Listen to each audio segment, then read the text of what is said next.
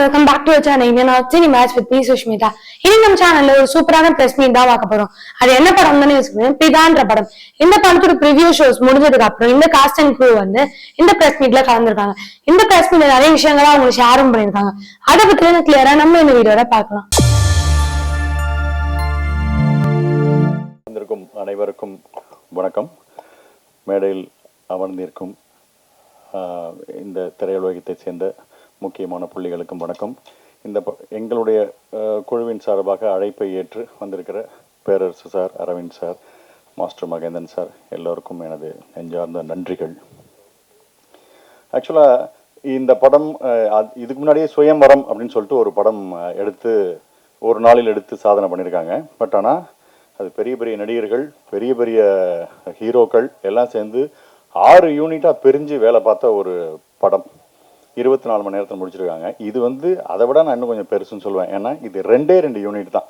ஃபுல்லாக திருவிழா பக்கம் அந்த செட்டப்புக்கு ஒரு யூனிட்டு, வீடு ரோடு இந்த மாதிரி சைடுக்கெலாம் ஒரு 2 யூனிட்டு.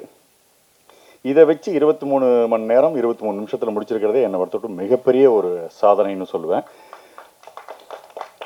இப்படிப்பட்ட ஒரு சாதனையை தன் எண்ணத்தில் உருவாக்கி இப்படி ஒரு படம் பண்ணணும் அப்படின்னு நினச்சிருக்கிற இயக்குனர் சுகன் அவர்களுக்கும், அவரோட எண்ணத்துக்கு தீனி போட்டு துணையாக நின்ற தயாரிப்பாளர் சிவராஜ் சார் அவர்களுக்கும் எனது மிகப்பெரிய பாராட்டுகளும் நன்றிகளும். சிவராஜ் சார் பேசிக்காக ஆடிட்டரு, என்னோட அக்கௌண்ட்ஸும் அவர் தான் பார்த்துக்கிறாரு. ஸோ இந்த படத்துக்கு நான் வாங்கின பேமெண்ட்டை நலிந்த கலைஞர்களுக்கு கிடைத்த ஊக்கத்தொகை மாதிரி நினச்சி அதை அட்ஜஸ்ட் பண்ண மாதிரி கேட்டுக்கொள்கிறேன். இங்கேயே அக்கௌண்ட் ஆக்சுவலாக இந்த ஷூட்டிங் ஸ்பாட்டில் பார்த்தீங்கன்னா இந்த ஃபார்முலா 1 ரேஸுக்கு எல்லாம் பண்ணுவாங்களே, வேலை பார்ப்பாங்களே, கார் அப்படின்னு வரும், டக்குன்னு இருக்கும், கடற்கடன்னு 4 வீலெல்லாம் எடுத்து மாட்டுவாங்க அப்படி போய். அந்த மாதிரி இந்த ஒரு எப்போ அந்த அருள்மணி சார் வந்து ஒரு வாழ்த்தை சொல்லி ஸ்டார்ட் அப்படின்னு ஆரம்பித்தாங்களோ, அதுக்கப்புறம் இந்த தேனி கூட்டியும் எறும்பு புத்தியும் களைச்சி விட்டா மாதிரி ஆளாருக்கு எங்கே போகிறோம் என்ன பண்ணுறோன்னே தெரியல. தடன்னு நடிச்சுட்டே இருந்தோம். சார் ஒரு டீ சாப்பிட்டோம்னா குடிக்கிற டீ அப்படியே ஸ்பாட்லேயே நின்று குடிச்சிருங்க சார், ஷார்ட்லேயே நின்று குடிச்சிருங்க சார், அப்படியே எடுத்துக்கிறோம் அப்படிங்கிற இருந்தாங்க. கேமரா முன்னாடி நடிச்சினா இல்லை சிசிடிவி கேமரா முன்னாடி நடிச்சினான்னு தெரியாத அளவுக்கு அங்கங்கே கேமராக்கள் ஒரே பரபரப்பான ஒரு விஷயமா இருந்தது. இதில் சேலஞ்சிங்கான விஷயம் என்னன்னு நான் பார்த்தேன்னா, ஜென்ரலாக ஒரு நார்மலாக சாதாரணமாக எடுக்கக்கூடிய படங்கள் 30 நாள் 60 நாள் இந்த மாதிரி எடுக்கிற படங்களில் ஒரு காமெடி ட்ராக் கொடுத்து அதை உட்காந்து யோசிச்சு டெவலப்மெண்ட் பண்ணி இதெல்லாம் பசையெல்லாம் சேர்த்து சொல்லுவோம். ஆனால் இதுக்கு டைமே கிடையாது. இதுதான் சார் டைலாக், இங்கே தான் சார், இது எவ்வளோ சொல்ல முடியும் சார், இதுக்குள்ளே சொல்லுங்கள் சார், டக் டக் டக் அவ்வளோதான். அதுக்கு எவ்வளோ மின்னல் வேகத்தில் அதில் யோசிக்க முடியுமோ அதுக்குள்ளே நம்மளோட இன்புட்ஸை போகிறது தான் அங்கே ஒரு சேலஞ்சிங்காக இருந்தது. பட் கூட நடித்த ஆதேஷ் அண்ட் மாரிஸ் ராஜா வந்து நல்ல தேர்ந்த நடிகர்களாக இருந்ததுனால அவங்க இன்புட் போட, நான் இன்புட் போட, டக் படப்படன்னு அந்த சீன் உருவாகிறதுக்கு அப்படி ஒரு இந்த நடிகர்கள் இருந்ததுனால தான் இது சாத்தியமாச்சு. இந்த படத்தை தன் படமாக எடுத்து தோளில் சுமந்து பப்ளிசிட்டி பண்ணிட்டு இருக்கிற ஆதேஷ் பாலாக்கு என்னுடைய நெஞ்சார்ந்த நன்றிகள் நான் சொல்லுவேன். Really great. பல விஐபிஸ் கிட்ட வந்து வீடியோஸ் பைட் வாங்கி கொடுக்கறது, இந்த படத்தை தூக்கி நிற்கிறதுன்னு பண்ணிட்டு இருக்காங்க. Really super. என்னுடைய மேலான ரிக்வஸ்ட், இந்த மாதிரி படம் எடுக்கும்போது ஸ்பாட்டில் ஒரு டாக்டர் வச்சுங்க. ஓகே, பிபிலாம் ஏறிடும் போல இருக்கு, என்ன சுகர் பிபி எல்லாம் வந்துடும் போல இருக்கு. இதே மாதிரி இன்னும் 2 படம் அடித்தா வைத்தியமே ஆகிடும் போல இருக்கு. அந்த மாதிரி ஒரு டஃப் டாஸ்காக இருக்கிற மாதிரியான ஒரு விஷயம் இருக்குது.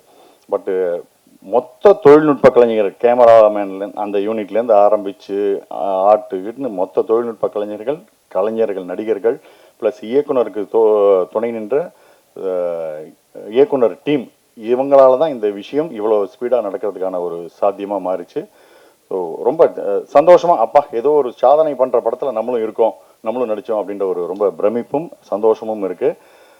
பட் இதை தாண்டி ஒரு படம் நீங்கள் எப்படி எடுக்கிறீங்கன்றதான் கணக்கு இல்லை. நீ செல்லில் எடு, 10 ரூபாவில் எடு, 20 ரூபாவில் எடு, கோடி கணக்கில் எடு, 1000 கோடி போட்டு எடு, படத்தை மக்கள்கிட்ட சுவாரஸ்யமாக கொண்டு போய் சேர்த்தியா, அதுதான் கணக்கு. ஸோ அந்த சுவாரஸ்யம் இது இந்த படத்தில் இருக்குன்னு நான் நம்புகிறேன். அது இருந்து மக்களுக்கு பிடிச்சிருந்துன்னா இது மாபெரும் வெற்றி படம் தான். இது பெரிய படம் தான், சின்ன படமே இல்லை. ஒரு நாள் எடுக்கப்பட்ட படம், சாதாரண படம்ன்றதே கிடையாது. நல்ல படத்தை எப்பொழுதுமே ஆதரவு தந்து கொண்டிருக்கும் மக்கள் இதற்கும் ஆதரவு தருவார்கள். நல்ல படத்தை கன்ஃபார்மாக இப்போ இருக்கிற சோஷியல் மீடியாவில் நல்லா இல்லைன்னா சுத்தம், நல்லா இருந்ததுன்னா ஓஹோ தான். அதனால் நல்லா இருந்ததுன்னா மீடியா முதற்கொண்டு எல்லாமே நல்லா பாராட்டி இந்த படத்தை தூக்கி நிறுத்துவாங்க நான் நம்புகிறேன். ஸோ மொத்த குழுவுக்கும் எனது நன்றியும் பாராட்டுகளும். Thank you very much. எல்லாருக்கும் வணக்கம். முதல்ல என்னுடைய வாழ்த்துக்களை இந்த மொத்த டீமுக்கும் பிதா டீமுக்கும் தெரிவிச்சுக்கிறேன். சாரி லேட்டாக வந்ததுக்காக. ஜெய்ப்பூரில் ஷூட்டிங் முடிச்சுட்டு விடிய காலை தான் வந்து அப்புறம் சில வேலைகள் அதனால டக்குன்னு வர முடியல, மன்னிக்கணும். இந்த டீம் மொத்தத்துக்கும் மொத்த பேருக்கு நான் மன்னிப்பு கேட்டுக்கிறேன். ஏன்னா நண்பர் ஆதேஷ் பாலா வந்து ரொம்ப ரொம்ப நாளாக எனக்கு நண்பர், சினிமாவுக்கு வந்த காலத்துலேருந்து. ஸோ அவர் கூப்பிட்டு நேரத்துக்கு வர முடியலையே, படத்தை பார்க்க முடியலன்ற ஒரு வருத்தம் இருந்தாலும் நண்பர் மன்னிச்சிருவேன்னு நினைக்கிறேன். இந்த படத்தை பார்க்க முடியல. இந்த படத்தை பார்த்த பிறகு படத்தை பற்றி ஏதாச்சும் வாய்ப்பு கிடைக்கும்போது அதை பற்றி நான் விமர்சனத்தை நான் சொல்கிறேன். இந்த படத்தோட இயக்குனர் சுகன் சாருக்கு என்னோட மனமார்ந்த வாழ்த்துக்கள். இந்த படத்தில் நானும் நடிக்க வேண்டியது, பட் சில காரணங்களால் பண்ண முடியல. அதுக்கு இந்த நேரத்தில் நான் வருத்தத்தை தெரிவிச்சுக்கிறேன் இயக்குனருக்கு. நண்பர் ஆதேஷ் பாலா வந்து நான் சொன்ன மாதிரி நான் சினிமாவுக்கு வந்த காலகட்டத்திலேருந்து ஒரு நெருங்கிய நண்பர்.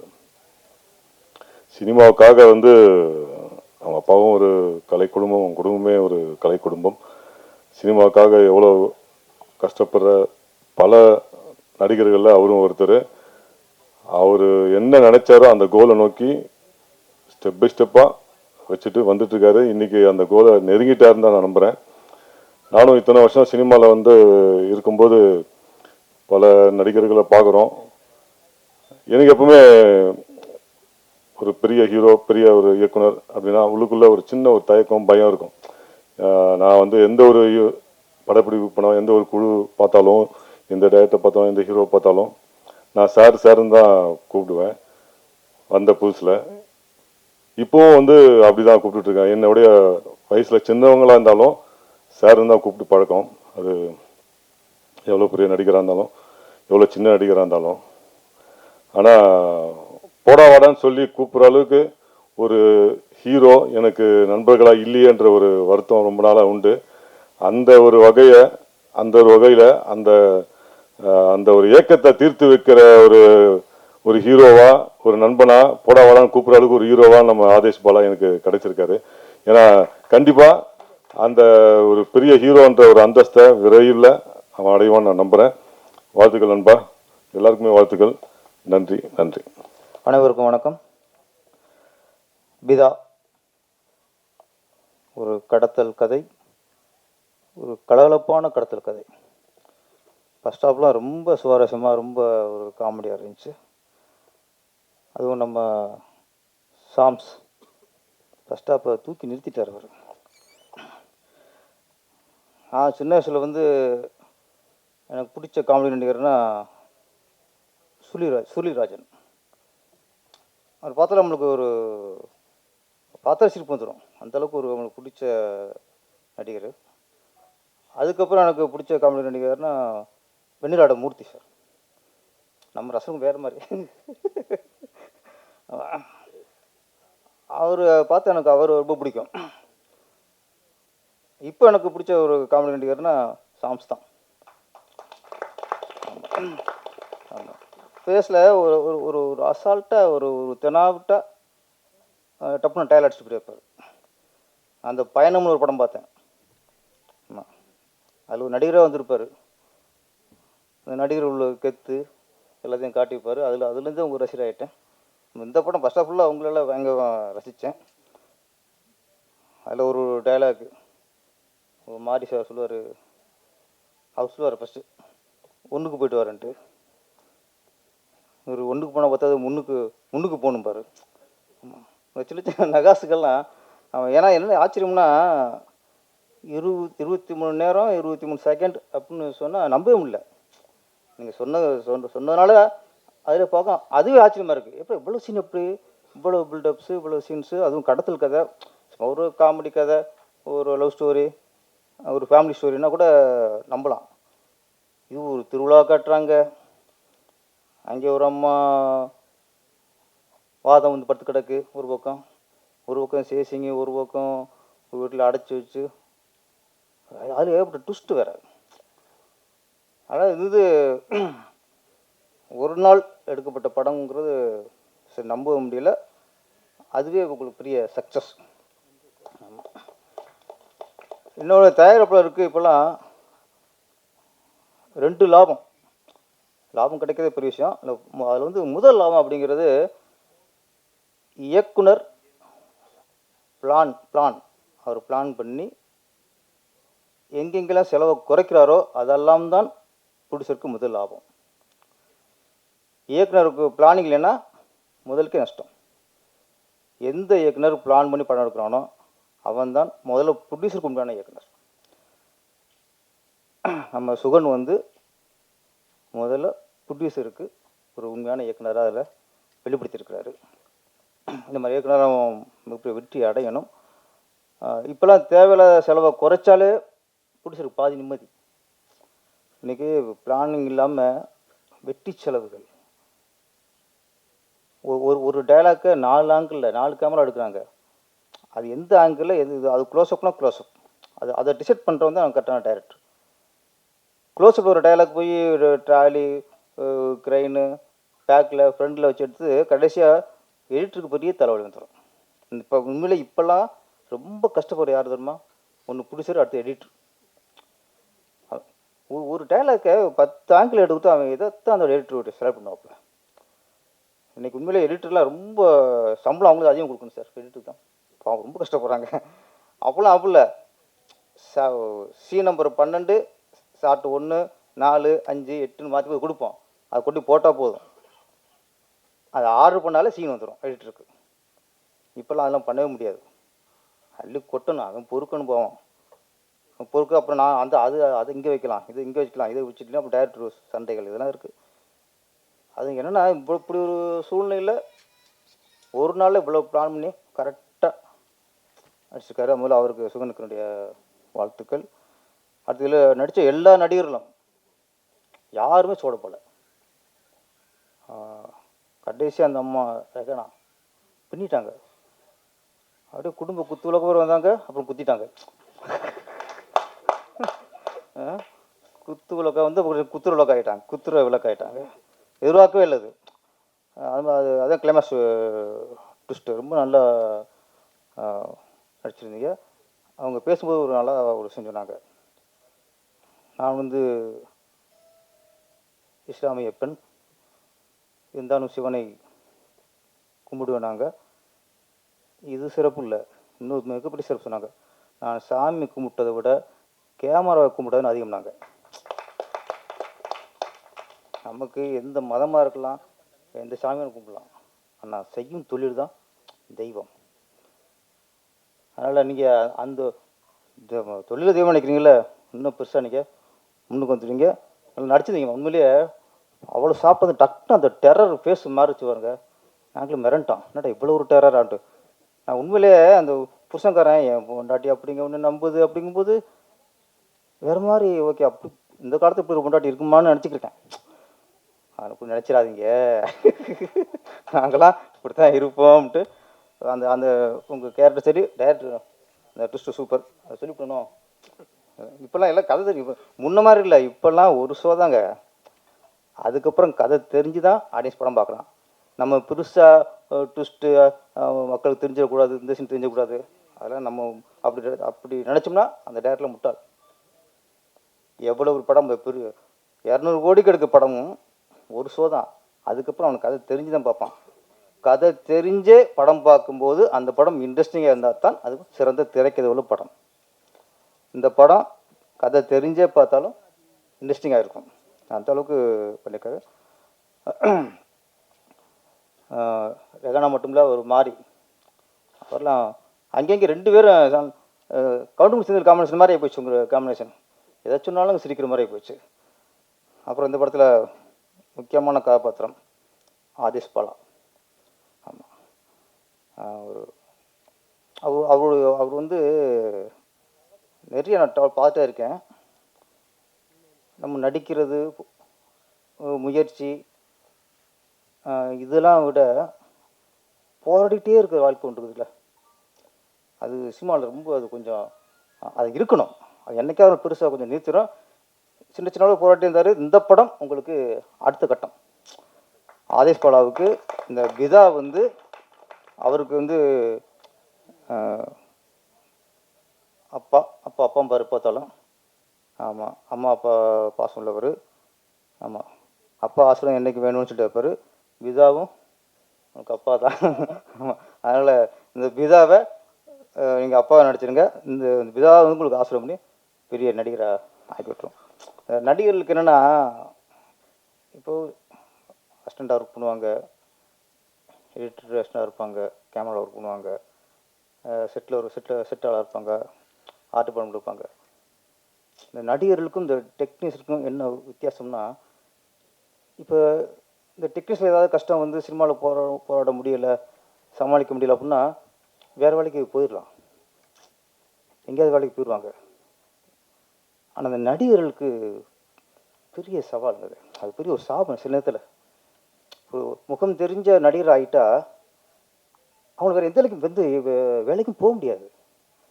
நம்ம நினைப்போம் நடிகர் சுகமாக இருக்காங்க.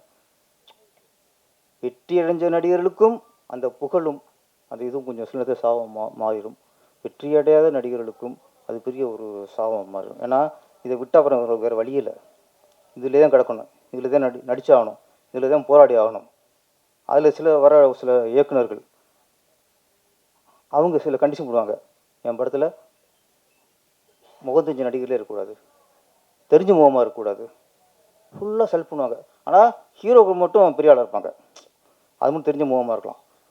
மற்ற அப்பா கேரக்டர், அண்ணி கேரக்டர், இந்த சின்ன சின்ன கேரக்டர்லாம் படத்தில் நடிக்காத ஆளாக இருக்குன்னு தேடுவாங்க. அது என்னென்னு தெரியல எனக்கு. அவங்க எத்தனை இப்போ ராதாரவி சார் இருக்கட்டும், வடிகுரிசமாவாக இருக்கட்டும், எத்தனை நடிக்கிறோம் அவங்க மாதிரிலாம் மீறி யாரும் நீ நடிக்க முடியாது. ஆனால் இல்லை அவங்களாம் பழைய முகம். அப்போ நீங்கள் ஹீரோ புதுசாக போட்டுங்கிறேன். ஹீரோ மட்டும் உங்களுக்கு பிஸ்னஸுக்கு உங்களுக்கு மார்க்கெட் உள்ள பழைய நடிகர் தேவைப்படுது, சின்ன சின்ன ஆர்டிஸ்ட் விட்றாங்க. ஏன் சொல்கிறேன்னா, இந்த நடிகர்களுக்கெல்லாம் வேறு வேலை போக முடியாதுங்க, இதுக்குள்ளே தான் வாழ்ந்து ஆகணும். இதை விட்டு எங்கே போவாங்க? அப்போது ஒரு வர இயக்குநர்கள் நீங்களாம் அவங்களுக்கு வாய்ப்பு கொடுக்கலன்னா அவங்க கதி என்ன ஆகிறது? எத்தனை புதுசு வந்துட்டு எவ்வளோ தான் இறக்குவீங்க இங்கே? நான் சரி சின்ன நடிக்க முடியும். இந்த ரஜினி சார் வச்சுங்க, ரஜினி சார் சூப்பர் ஸ்டார் இருக்கட்டும், அவர் மனுஷன்தான், அவருக்குள்ளேயும் ஒரு ஆதங்கம் இருக்கும். எங்கேயாவது ஒரு இடத்துல ஒரு சராசரி மனுஷனாக வாழணும்னு ஆசைப்படலாம். பாருங்க, ஒரு அம்பானி கல்யாணத்துக்கு போனார், ஆடும்போது அவரும் சராசரி மனுஷன்தான். அந்த இடத்துல ஒரு வெளிப்பாடு ஒரு டான்ஸ் கொண்டு போட்டார், தேச குற்றமாக போச்சு. ரஜினி எப்படி ஆடலாம்? ரஜினி இப்போ எங்கே ஆடலாம்? நீங்கள் போய் ஆடு. நான் சொல்கிறேன், ஒரு நடிகர் சூப்பர் ஸ்டார் இருந்தால் என்ன உங்களுக்கு அடிமையாக? அவர் எப்போதும் அவரு எல்லா உணர்ச்சியும் கட்டுப்படுத்தி அப்படியே அமைதியாக அப்படியே முத்திரை வச்சுட்டே உட்காரணும். அவர் சில இடங்களில் அவர்களும் மனிதர்களாக சராசரி மனிதராக வாழ விடுங்க. இதெல்லாம் போய் ஒரு பெருசாக ஒரு விமர்சனம் பண்ணிக்கிட்டு இதெல்லாம் பார்க்கும்போது அவருக்கு இங்கே கூனி குருவார். ஏன்னா ஒரு சின்ன ஒரு இடத்துல சந்தோஷப்பட்டோம், ஆடிட்டோம், இது ஒரு பெரிய குற்றம் மாதிரி. இது ஆயிரத்துக்கு பிரச்சனை இருக்குது நாட்டில், அதை பற்றி பேச மாட்டாங்க. நடிகர் வந்து அங்கே ஆடிட்டார், இங்கே யாருக்கு இங்கே சுட்டு கொல்ல போடுவாங்க, வெட்டி கொல்ல போடுவாங்க, கலாச்சாரம் குடிச்சு சாவாங்க. இதெல்லாம் பிரச்சனை இல்லை, நாட்டில் பிரச்சனை நம்மளுக்கு. அதான் பிரச்சனை இல்லை. ஒரு நடிகை ஒரு கல்யாண வீட்டில் சின்ன மூணு போட்டால் பெரிய பிரச்சனை நம்மளுக்கு. நான் சொன்ன ஆதேஷ் பழுதா, நம்ம மகேந்திரன், இவரில் என்ன பெரிய நடிகர் ஆகிட்டாரா? பெரிய நடிகருக்கு இன்னும் போராடிக்கு இருக்காரு. எல்லா திறமையும் அவருக்கு இருக்குது. டான்ஸ் ஆடுவார், நல்லா ஃபைட் பண்ணுவார், சென்டிமெண்ட்ஸ் சின்ன பிச்சு உதறுவார். ஏன் இன்னும் எத்தனை வருஷம் போடுவார் அவர்? ஆனால் ஒரு நாளைக்கு அதுக்கான இடத்த பிடிப்பாங்க அவங்க. ஆதேஷ் பழமும் இதுக்கு இன்னும் மிகப்பெரிய ஒரு இடத்த அவர் பிடிப்பார். ஆனால் என்னன்னா, இவங்களுக்கு போராட்டிக்கு இருக்கிறதே இவங்களுக்கு வாழ்க்கை இல்லைங்க. ஒரு ஸ்டேஜில் அவங்களுக்கும் ஒரு வெற்றி அடைஞ்சிட்டோம் அப்படி ஒரு வரணும். நிறையா அது போய் எங்கேயோ போய் இந்த யூடியூப்பில் என்னென்னமோ பண்ணுறாங்க, பேசுகிறதெல்லாம் கெட்ட வார்த்தையும் பேசுவாங்க. அவங்களுக்கு தேடி போகுது சினிமா, அவங்களுக்கு தேடி போகுது. இங்கே எத்தனை நடிக்கிறதுக்கு எத்தனை பேர் இருக்காங்க, இங்கே எவ்வளோ கஷ்டப்பட்டுருக்காங்க, எத்தனை நடிகர்கள் வீட்டோட கொடுக்காம கஷ்டப்பட்டுருக்காங்க. நம்ம யாரை தேடுறோம்? இயக்குநர்கள் அசிங்கமாக ஆபாசமாக பேசுகிறவங்களையும் அது மூலியமாக வியூவர்ஸை ஏற்றுறவங்களையும் அம்மா தேடிக்கிருக்காங்க. அவங்க ஏற்கனவே வியூவர்ஸ் இருக்குது, அப்போலாம் போடிக்கிட்டு இருக்கு. நம்ம கேபிள் சங்கர் சார் எவ்வளோ சொன்னார். என்ன சொல்கிறேன், வர ப்ரொடியூசர்கள் வந்து ஒரு டைரக்டர் நம்பிடுறாங்க, இந்த கதை நல்லா இருக்குது, படம் பண்ணிடுவோம் ஒன்று வந்துடுறாங்க. தயவுசு வர ப்ரொடியூசர்கள் இயக்குனர் மட்டும் நம்பாதீங்க. கதை பிடிச்சிருக்கா படம் பண்ணுங்க. ஆனால் அதுக்கு முன்னாடி சினிமானா என்ன, பேட்டானா என்ன, கன்வென்ஷனா என்ன, யாருக்கு என்ன சம்பளம், யூனிட்டுக்கு என்ன சம்பளம், எல்லாம் தெரியணும். பிஸ்னஸ் என்ன ஆகும், இந்த படத்துக்கு பிஸ்னஸ் ஆகுமா ஆகாதா, என்னென்ன பிஸ்னஸ்ஸு எல்லாம் தெரிஞ்சுக்கிட்டா தான் அவங்க பிடிச்சிருந்து வந்து உட்கார வச்சு ஒரு ஏதாவது படத்தை கொஞ்சம் லாபத்தை பார்க்க முடியும். வர்ற சின்ன பிடிச்சலாம் அந்த கேபிள்ஸ் அங்கே வேறு ஐயாயிரம் போய் ஒரு அட்வைஸ் கேட்கலாம். ஏடா பிடிச்சிருக்க எத்தனையோ பேர் பிடிச்சிருக்காங்க, நிறைய ஒரு அனுபவமுள்ள பிடிச்சிருக்காங்க. அவங்கள்ட்ட கொஞ்சம் கேட்டு தெரிஞ்சுக்கணும். நீங்கள் முதல்ல உங்களுக்கு கதையை கேளுங்க, கதை பிடிச்சா படம் பண்ணுங்கள். அதுக்கப்புறம் சினிமானா என்ன, இந்த படம் டேரக்டர் இவ்வளோ படிச்சுட்டு சொல்லிட்டாரு, இது சரியாக வருமா, இதுக்கான ஒரு ஆலோசனை சொன்னேன். நீங்கள் ஆலோசனை கேட்காம படத்தை எடுத்துக்கிட்டு கடைசியாக பிஸ்னஸ் பண்ண முடியலை, எந்த ஏரியா விற்கலை. படம் வந்து போட்ட காசு வர்றதை விட பின்னாச்சுன்னா அதுக்கப்புறம் ரிலீஸுக்கு பணம் கொடுக்க முடியாது. நிறைய பேர் படம் 2 கோடி படம் பண்ணிடுறாங்க, 1 பைசா திருப்பி வர மாட்டேங்குது. அப்புறம் ரிலீஸ் பண்ணுறதுக்கு 40 லட்சம். இதுதான் இன்றைக்கி நிலைமை. அதானே சார் கேப்ஷன் சார்? படம் பண்ணிட்டோம், அப்புறம் அது கௌரவத்துக்காக படம் முட்டமே அப்படி வச்சுருந்தா அசிங்கமாக போயிருங்கிறதுக்காக கௌரவத்துக்காக திருப்பி 40 லட்சம் 50 லட்சம் செலவு பண்ணி அவங்களே எல்லா தேட்டரும் பேசி ரிலீஸ் பண்ணுறாங்க. இதெல்லாம் போகணுன்னா கொஞ்சம் ஆலோசனை கேட்கணும். நம்ம சிவராம் சாரா, சிவராஜ் சார், அவர் 3 மணிக்கான நேரம் எல்லாம் கற்றுட்டு போகிறவர். அவருக்கு ஆலோசனை தேவையில்லை நினைக்கிறேன். ஏன்னா 3 இடம் பண்ணியிருக்காரு, எல்லா விஷயம் நீங்கள் கற்றுருப்பீங்க. நம்ம சுகன் சார், நீங்கள் வந்து பிளான் பண்ணி 23 மணி நேரம் 23 நிமிஷத்தில் படம் பண்ணியிருக்கீங்க. அது உண்மையிலே அதையும் தரமாக பண்ணியிருக்கீங்க. திரும்ப அடுத்த முயற்சிகள் இது மாதிரி நீங்கள் பண்ண வேணாம். ஒரு சாதனை போதும். நீங்கள் அதுக்கப்புறம் நீங்கள் ஒரு 20 நாள் 30 நாள் கூட படம் பண்ணுங்கள். தேவையில்லாமல் ஒரு 100 நாள் 150 நாள் பண்ணாமல் உங்கள் கதைக்கு என்னமோ அது நாட்களை குறைச்சிக்குங்க. ஏன்னா இதுவே இதை சாதனை ஒன்று வாழ்க்கை ஓட்டிகிட்டு இருக்க முடியாது. இன்னும் அடுத்த கட்டத்துக்கு போகணும், இன்னும் தரமான படங்களை கொடுக்கணும், இன்னும் நல்ல ஒரு மிகப்பெரிய வெற்றி படங்கள்லாம் கொடுக்க வேண்டியிருக்கு. அடுத்து இங்கே பிளான் பண்ணி ப்ரொடியூசருக்கு வீண் செலவு இல்லாமல் படத்தை பண்ணுங்கள். இந்த படம் மிகப்பெரிய வெற்றி அடைய வேண்டும். ஏன்னா இதில் நடித்த எல்லா நடிகர்களுமே சின்ன சின்ன நடிகர்கள் தான்.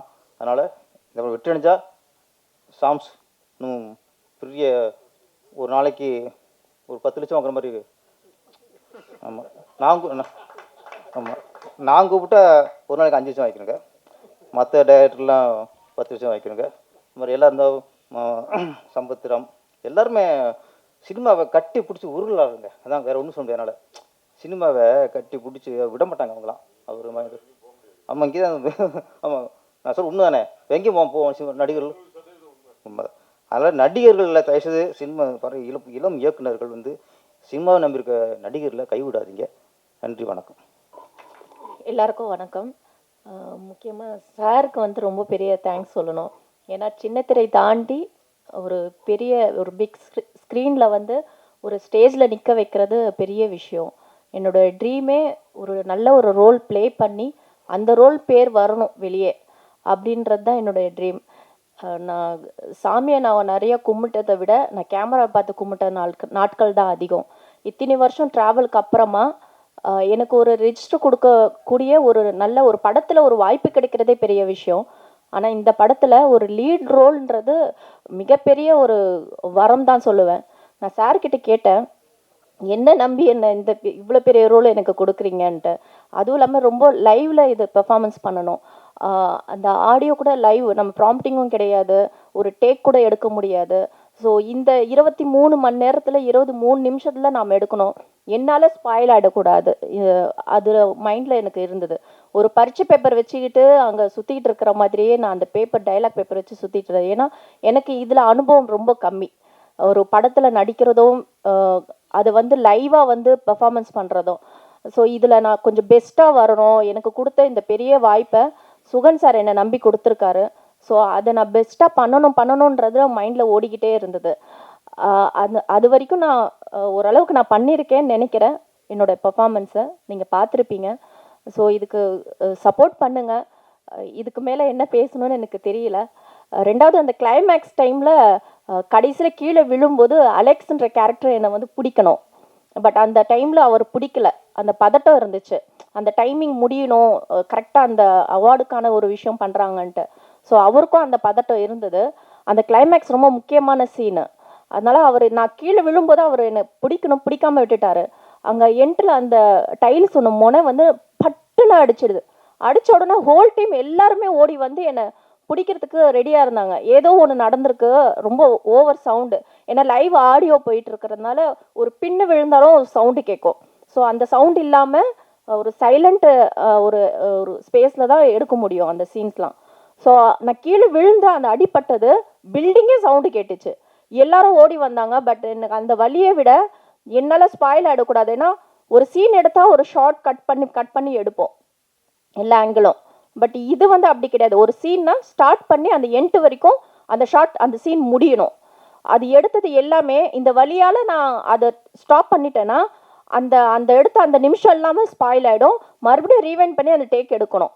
அதனால நான் இங்கே கை வச்சு அழுகிறத விட எனக்கு ஷூட் பண்ணது வயிற்று பக்கம்ன்றதுனால நான் வயிற்றுல இந்த கையை வச்சுட்டு நான் அழுதேன். எல்லாரும் நினச்சிட்டாங்க ஏதோ ஆயிடுச்சு அடிபட்டுன்ட்டு. பட் இருந்தாலும் அந்த கையை மாற்றிட்டு அந்த சீனை ஃபில் பண்ணுறதுக்காக நான் அழுதேன். அன்னைக்கு அந்த பட்ட வலி, அதுக்கப்புறமா ஸ்கேன் எடுத்து அது ரெக்கவர் பண்ணேன். அந்த வலி இன்னைக்கு இந்த ஸ்டேஜில் வரும்போது அந்த ஸ்க்ரீனில் நான் பார்க்கும்போது எல்லா வலியும் பிரசவ வலி மாதிரி, ஒரு குழந்தை முகத்தை பார்க்கும்போது அந்த வலி மறக்குது இல்லையா, அது மாதிரி எனக்கு அந்த ஃபீல் வருது. ஸோ ரொம்ப தேங்க்ஸ். நான் இதுக்கு எந்த அளவுக்கு நான் நன்றி சொல்லணும்னு தெரியல. நன்றின்ற ஒரு வேர்டு மட்டும் எனக்கு போதாது. ஏன்னா என்னோட மிகப்பெரிய ஒரு கனவை இன்னைக்கு ஆக்குனது டைரக்டர் சுகன் சார். அவருடைய உழைப்பும் என்னுடைய உழைப்பும் மட்டும் கிடையாது. ஹோல் டீம், லைட்டிங் மேன்லேருந்து கேமராமேன்லேருந்து என்னுடைய கோ ஆர்டிஸ்ட்டு, எக்ஸ்பீரியன்ஸ் உள்ள எல்லாரும் என் கூட நடிச்சிருக்காங்க. நான் அவங்க கூட நடிச்சிருக்கேன். ஸோ எல்லாருடைய உழைப்பும் இன்னைக்கு ஒரு படமாக பிரம்மாண்டமாக வந்து நிற்குது. ஒரு சின்ன படம் தானே, ஒரு சின்ன பட்ஜெட்டில் எடுத்தது தானே அப்படின்னு நினைக்காம எல்லாருமே வந்து இந்த படத்தை தியேட்டரில் வந்து பார்த்து இதை என்கரேஜ் பண்ணி சப்போர்ட் பண்ணி எங்களுக்கு வேறு லெவலுக்கு கொண்டு வரணும் இந்த படத்துன்னு தான் நான் ஆசைப்பட்றேன். என்னுடைய கடவுள், நான் ஒரு முஸ்லீம் கேர்ளாக இருந்தாலும் நான் சிவனை ரொம்ப நான் கும்பிடுவேன். திருவண்ணாமலைக்கு போயிட்டு நான் அந்த வாசலில் சார் எனக்கு கால் பண்ணார். எல்லாரும் வந்து இந்த கிளைமேக்ஸ் பார்த்துட்டு தான் இந்த கேரக்டரை தான் வந்து ரொம்ப பாராட்டினாங்க. இது உங்களுக்கு நல்ல ஒரு ப்ரொஃபைலாக மாறும் மேடம் அப்படின்ட்டு. ஸோ அங்கே போயிட்டு நான் கண்ணில் தண்ணி வந்து நான் ரொம்ப கடவுள்கிட்ட வேண்டிக்கிட்டேன். எனக்காக மட்டும் கிடையாது, எல்லாரோடைய உழைப்பை சக்ஸஸ்ஃபுல்லாக கொண்டு போகணும் இந்த மூவியை அப்படின்னு சொல்லி நான் வேண்டிட்டு வந்தேன். அந்த சிவன் இன்னைக்கு இந்த படத்தை ப்ரெஸ் மீட் லெவலுக்கு இங்கே வந்திருக்கு. ரிலீஸ் ஆக போகுது. ரிலீஸ் ஆனதுக்கப்புறமா இது பிரம்மாண்டமாக எல்லா இடத்துலையும் படம் ஓடணும். 100 days ஓடுனா வாழ்க்கையில் வந்து ஃபஸ்ட் டைம் நான் இந்த படத்தில் ஒர்க் பண்ணது ஒரு ரிஜிஸ்டர் ஆவேன்னு சொல்லி எனக்கு தோணுது. ஸோ ரொம்ப தேங்க்ஸ் எனக்கு இந்த வாய்ப்பு கொடுத்ததுக்கு சுகன் சார் அவருக்கு. எல்லாருக்கும் வணக்கம். ஃபர்ஸ்ட் இந்த மூவி பிதா, இந்த படத்தை ப்ரொடியூஸ் பண்ண சிவராஜ் சாருக்கும் அண்ட் டைரக்ட் பண்ண சுகன் சாருக்கும் பெரிய வாழ்த்துக்கள். இங்கே வந்ததுக்கப்புறம் தான் வந்து ரொம்ப நோட்டீஸ்டாக எனக்கு தெரிஞ்ச விஷயம் 23 அப்படின்ட்டு. இன்றைக்கி டேட்டும் 23, நான் பிறந்த டேட்டும் 23. ஸோ ஒரே 23, எனக்கு 23 வேறு ரொம்ப பிடிக்கும். ஸோ அந்த என்னடா ஒரே 23 இருக்குது. அப்புறம் ஃபோன் எடுத்து பார்த்தா டேட்டும் 23, ஐயோ பயங்கரமாக இருக்கே அப்படின்னு வந்தேன். And very happy. இன்றைக்கி ஒரு படத்தை தியேட்டரில் கொண்டு வரத்துக்கு ஒரு 1.5 hourலேருந்து ஒரு 2 hours ஒரு ஃபுட்டேஜை கொடுக்கறதுக்கு ரொம்ப கஷ்டப்பட்டுட்ருக்காங்க நிறைய பேர். ஆனால் இவங்க ரொம்ப ஸ்மார்ட்டாக ஒரு ப்ரொடியூசரை கூப்பிட்டு அவங்ககிட்ட வந்துட்டு ஒரு 23 hours ஒரு படம் பண்ணி, அதுவும் லைவ்லலாம் ரெக்கார்ட் பண்ணி ஒரு படம் பண்ணுறதெல்லாம் ரொம்ப கஷ்டமான விஷயம். இப்போ பெரிய பெரிய படங்களே அதை ஹேண்டில் பண்ணுறது கிடையாது. ஏன்னா அதில் நிறைய விஷயங்கள் மிஸ் ஆகும் அப்படின்ட்டு, நிறைய டைலாக்ஸ் எல்லாம் மிஸ் ஆகும் அப்படின்ட்டு. அண்ட் இந்த மாதிரி ஒரு நிறைய விஷயங்களை தாண்டி ஒரு படத்தை தேட்டருக்கு கொண்டு வராங்கன்றது ஒரு ரொம்ப பெரிய விஷயம். ரொம்ப சந்தோஷமாக இருக்குது. அண்ட் அதுலேயுமே வந்து சாம்ஸ் அண்ணா நடிச்சிருக்காரு, அண்ட் ஆதாஷ் நல்லா நடிச்சிருக்காரு, அண்டு இன்னொரு நியூ ஆக்டர் கூட நடிச்சிருக்காருன்னு சொன்னாங்க. ஸோ அவரையும் நடிச்சிருக்காங்கன்னு சொன்னாங்க. ஸோ இதெல்லாம் ரொம்ப நல்லா இருக்குது. ஒரு படம் ஆடியன்ஸ் என்டர்டெயின் பண்ணணும், தேட்டருக்கு வரணும் அப்படின்ட்டு இவங்க எல்லாருமே சப்போர்ட் பண்ணியிருக்காங்க. ஸோ கண்டிப்பாக இந்த படம் தேட்டருக்கு வரணும். அண்டு ஜெனிஷ்னா, உங்களுக்கு பெரிய வாழ்த்துக்கள். அன்னைக்கு நான் அமிகோ கேரேஜ்ன்ற அவன் சின்ன படம் பண்ணியிருக்கும்போது அதை ரிலீஸ் பண்ணும்போது நாங்கள் வந்து யோசிச்சுட்டே இருந்தோம். பெரிய பேனர்ஸ் ஆஸ் யூஷுவல் அவங்களுக்கு நிறைய கமிட்மெண்ட்ஸ் இருக்கும்ல. ஸோ யார் பண்ணுவாங்க என்ன பண்ணுவாங்க அப்படின்னும்போது அவர் தான் வந்து சொன்னார், நீங்கள் கவலைப்படாதீங்க பிரதர், இந்த படத்துக்கு என்ன பட்ஜெட் நீங்கள் பண்ணியிருக்கீங்களோ, இந்த படம் எப்படி வந்திருக்கோ அதுக்கேற்ற மாதிரி நான் தியேட்டர்ஸ் கொடுக்குறேன்னு சொன்னார். சொன்ன மாதிரியே அவர் தியேட்டர்ஸ் கொடுத்தாரு. அந்த படம் பெரிய ஹிட் இல்லைனாலும் பார்த்தவங்க எல்லாருமே ரொம்ப நல்லா இருக்குன்னு சொன்னாங்க. அதுக்கு ரொம்ப ரொம்ப நன்றி பிரதர் ஃபஸ்ட்டு. ஏன்னா அதுக்கப்புறம் எனக்கு எந்த ஸ்டேஜும் கிடைக்கல உங்களுக்கு தேங்க் பண்ணுறதுக்கு. அண்ட் அதே மாதிரி இந்த படமே எடுத்து அவர் பேக் டு பேக் இவருக்கு இருக்கிற டார்கெட் அது ஒன்று தான். ப்ரொடியூசர்ஸ் கஷ்டப்பட்டு படம் பண்ணுறாங்க. இன்றைக்கி ப்ரொடியூசர்ஸே இல்லை தமிழ் சினிமாவில், நிறைய பேர் இல்லை. ஸோ இதை தாண்டி ஒருத்தங்க பண்ணுறாங்க. அவங்களுக்கு ஏற்ற மாதிரி ஒரு நல்ல தேட்டர் கொடுத்து அவங்கள அழகு பார்த்து உட்கார வச்சு என்ன ப்ராஃபிட் வருதோ அதான் அவங்களுக்கு கொடுக்கணும்னு நினைக்கிற அந்த மனசே ரொம்ப பெருசு. அது ஜெனிஷ்னாவுக்கு நல்லாவே இருக்குது. ஸோ ஆல் த பெஸ்ட் இந்த ஹோல் டீமுக்கும். அண்ட் இங்கே வந்திருக்கிற பத்திரிகை துறை எல்லாருக்குமே ரொம்ப ரொம்ப நன்றி. மீடியா அண்ட் ஒன்ஸ் அகைன் இந்த படத்தை நல்ல இடத்துல சேர்த்து வைங்க. Thank you so much.